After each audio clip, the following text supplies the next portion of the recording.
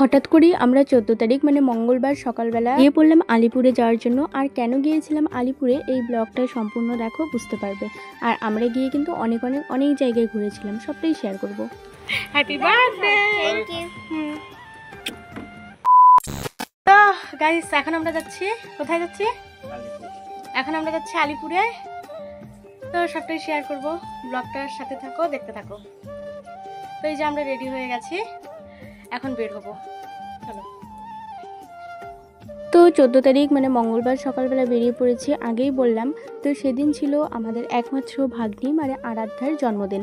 ওর নাম আরাধ্যা, ওকে আমরা ডাকি তানি। দিন আগে আমার শ্বশুরমশাই চলে গিয়েছে, মানে বাবার যেহেতু চোখের অপারেশন ছিল আর 1 মাস পর চোখের চেক আপ ছিল, আলিপুর থেকে বাবা চোখ অপারেশন করিয়েছে। তো সেই কারণে 2 দিন আগে বাবা গেছে, ওখানে বাবা রয়েছে। আর আমরা দুইজন আজকে যাচ্ছি, আজকে সকালবেলায় যাচ্ছি। বেরোতে বেরোতে আমাদের 10:30 11টা বেজেই গেছে। ভেবেছিলাম অনেক সকাল সকাল যাবো, এতে টুকটাক কয়েকটা কাজ ছিল আর বরের আলসেমির কারণে একটু দেরি হয়ে গেল বেরোতে বেরোতে। যাই হোক, খাওয়া দাওয়া করে আমরা বেরিয়ে পড়েছি। এইদিকে সেদিনের ওয়েদার যে কি বিভৎস গরম ছিল কি বলবো, দেখো প্রচুর পরিমাণে মানে রোদ উঠেছে, তো রোদ উঠেছে সাথে কিন্তু সেই গরম ছিল। তো হেলমেট তো পরতেই হবে, আর আমি না বেশিক্ষণ হেলমেট পরে থাকতে পারি না, আমার ভীষণ পরিমাণ মাথা ব্যথা হয়। তো যাই হোক, হেলমেট পরতেই হবে, করার কিচ্ছু নেই। তো গরমের মধ্যেই কিন্তু আমরা বেরিয়ে পড়েছি। আমাদের যাওয়ার কথা ছিল অ্যাকচুয়ালি ট্রেনে। আমি আমার বরকে অনেকবার বলেছিলাম যে চলো ট্রেনে যাই, বাড়ির সামনেই স্টেশন আর দিদির বাড়ির সামনেও স্টেশন। মানে আমাদের বাড়ির থেকে তো মনে করো একদম স্টেশন লাগালাগি আমাদের বাড়ির সাথে। ট্রেনে উঠে যেতাম, আর দিদির বাড়ির থেকে স্টেশন 10 মিনিট।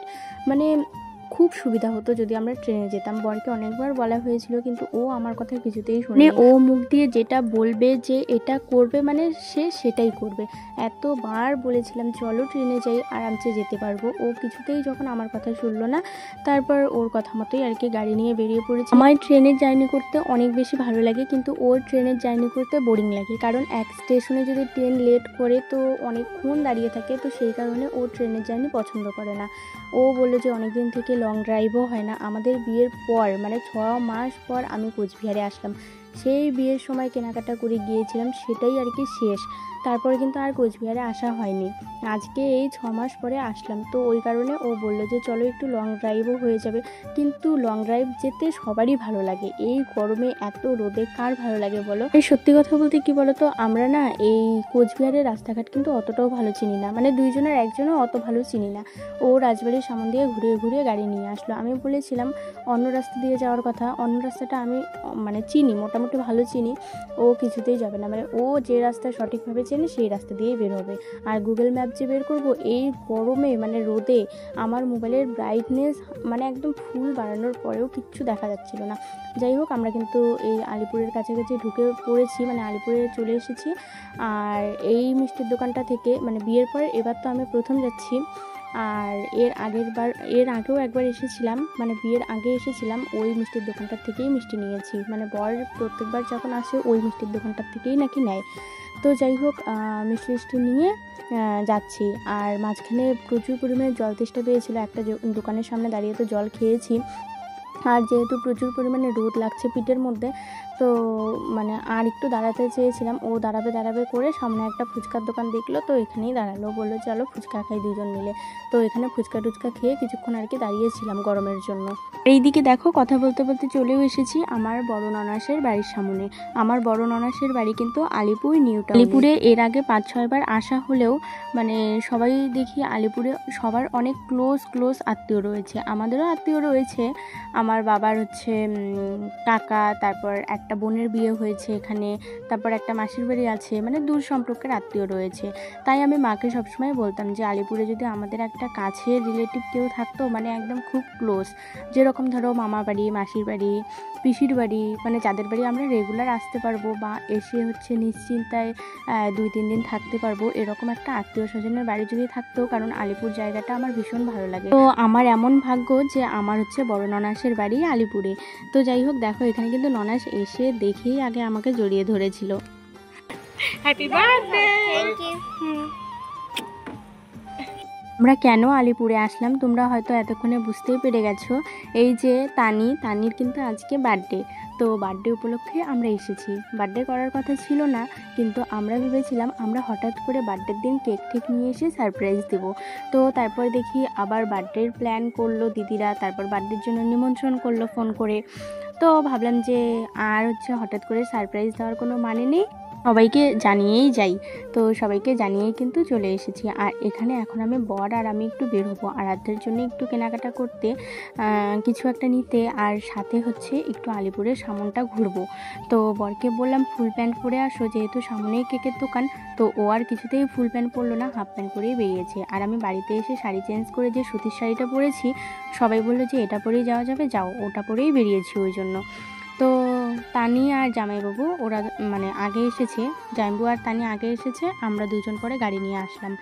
তো এসে একটা জামা কাপড়ের দোকানে এসেছি প্রথমে, আসার সাথে সাথেই জামাইবাবু, যেহেতু বিয়ের পর প্রথম আসলাম আমি, আমার জন্য একটা শাড়ি নিয়ে গেছে, তারপর বরের জন্য একটা জামা নিয়ে গেছে। তো বরের জামাটা একটু ছোট হয়েছিল, সেটাই বদলানোর জন্য এসেছিলাম ওই দোকানটাতে। আর তারপরে পাশের একটা দোকানে এসেছি, এখান থেকে আমরা তানির জন্য একটা ড্রেস দেখছি, বার্থডে উপলক্ষে তানিকে আমরা যেটা দিব আর কি। তো এখানে কিছু ফ্রক জামাগুলো দেখছিল, তো এখান থেকে একটা জামা আমাদের পছন্দ হয়েছে, নিয়ে নিয়েছি। আর তারপর জামাইবাবু বললো যে চলো তোমাদের একটু ঘুরতে নিয়ে যাই। এখন আমরা টোটোতে করে যাচ্ছি ঘুরতে। আর সামনেই যেহেতু দিদির বাড়ির সামন থেকেই যেহেতু জামাটা নিয়েছি, বর গিয়ে গাড়িটা রেখে এসেছে, সবাই মিলে টোটোতে করেই এখন যাচ্ছি। অনেক বছর পর আলিপুরে এসে এরকম একটু বাইরে বের হলাম। এখন হালকা হালকা জায়গাগুলো দেখে মনে পড়ছে আগে যখন এসেছিলাম, যখন ছোট ছিলাম, বা অনেক বছর আগে এসেছিলাম না, আবছা আবছা মনে পড়ছে এই জায়গাগুলোতে না ঘুরেছিলাম, এই জায়গাগুলোতে ঘুরেছিলাম। পুর জায়গাটা এই কারণেই আমার পছন্দ, এখানে অনেক একটু এগোলেই কিন্তু পাহাড় পর্বতে ঘেরা, আলিপুর জায়গাটা। আমরা যখন পিকনিকে আসি তখন কিন্তু এই আলিপুরের উপর দিয়েই যাই। আর আমি যেহেতু পাহাড় লাভার, পাহাড় অনেক বেশি পছন্দ করি, তো সেই কারণে আমার প্রথম ভালোবাসার জায়গা বলতে আমাদের জায়গায় অবশ্যই জন্মস্থানই ভালোবাসার জায়গা, আমাদের কোচবিহার শহর। তারপর যদি কোনো জায়গাকে ভালোবেসে থাকি তাহলে সেটা হচ্ছে শিলিগুড়ি। আর তারপর পছন্দের জায়গা হচ্ছে আলিপুর। আলিপুর জায়গাটাও আমার ভীষণ ভালো লাগে, এই পাহাড় পর্বত দিয়ে ঘেরা, এই কারণে। তো যাই হোক, এমন ভাগ্য আমার নরাসের বাড়ি এখানে, এখন মন চাইলে যখন তখন আসতে পারবো। তো সবাই ডুয়ার্স মেলার কথা বলে, ডুয়ার্স মেলার কথা শুনেছি, অনেক মোবাইলে দেখেছি, কিন্তু সামনাসামনি কখনোই দেখিনি। তো জামাইবাবু বললো আমাদের বাড়ির সামনেই ডুয়ার্স মেলার মাঠ, চলো ঘুরিয়ে নিয়ে আসি। এর আগেও একবার এসেছিলাম ডুয়ার্স মেলার মাঠে, এসে হাওয়া খেয়ে গিয়েছি, বসেছিলাম অনেকক্ষণ, তবুও জানতাম না যে এটা ডুয়ার্স মেলার মাঠ। আর এই যে আই লাভ আলিপুর লেখা, অনেকের ফটোতে ভিডিওতে দেখেছি, এই ব্যাকগ্রাউন্ডটা সবসময় ভাবতাম এই জায়গাটা যে কোথায়, এই জায়গাটা যে কোথায়। তো জামাইবাবু কিন্তু এখানে আমাদের নিয়ে আসলো, কোর্টের পাশে, আলিপুর কোর্টের পাশেই আর কি জায়গাটা। আর এখন আমরা একদম ডুয়ার্স মেলার মাঠের সামনেই। তো জামাইবাবু আর কি ঘুরিয়ে ঘুরিয়েই দেখাচ্ছিল মাঠটা। আর এই মাঠটা দেখতে দেখতে হঠাৎ করে মনে পড়লো যে আমার কিছুদিন আগে যে 2 বছর আগে একটা বোনের বিয়ে হয়েছে আলিপুরে। তোমরা যারা সেই প্রথম থেকে আমার ব্লগ দেখো তারা হয়তো জানবে। তো যখন আমরা এসেছিলাম বোনের বৌভাত খেতে, এই ডুয়ার্স মেলার মাঠের সামনে একটা ভবন আছে, সেই ভবনের সামনেই কিন্তু মেলা হয়েছে। আর ওই মাঠে গিয়ে আমরা কিন্তু বসেছিলাম, অনেকক্ষণ বসেছিলাম। তো বরকে দেখাচ্ছিলাম এই ভবনটাতে বোনের বিয়ে হয়েছিল। এখন আর কি জায়গাগুলো হালকা হালকা মনে পড়ছে। তো যাই হোক, বেরোচ্ছে ঘুরতে। জামাইবাবু আমাদের কি কি দেখাইলো, থানা, জেল, থানা, কলেজ, তারপরে যে ডুয়ার্স মেলার মাঠ, কোর্ট, ডুয়ার্স কন্যা, সব কিছু দেখালো। ঘুরতে ঘুরতেই সন্ধ্যা লেগে গেছে। এখন আমরা এসেছি কেকের দোকানে। ওর মামা আর আমার তরফ থেকে আমরা ভাগ্নির জন্য কেকটা নিব। তো এই যে সামনে মিওমোড়ে চলে এসেছি কেক নিতে। অনেক কেক ছিল, তানিকে যেহেতু আমরা সাথেই নিয়ে এসেছি, তানিকে বলছিলাম তানি তোমার যেটা পছন্দ সেই কেকটাই তুমি নাও।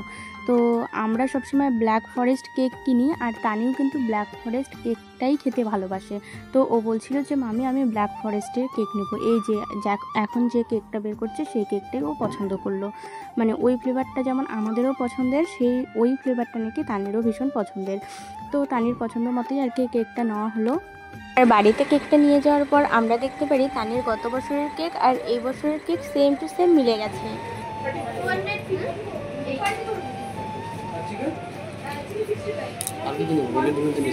সব নিচ্ছে, বেলুন টেলুন তো সবই নিচ্ছে, হ্যাঁ, স্প্রে, মোম মোম আছে তোমার এবার 10 বছর।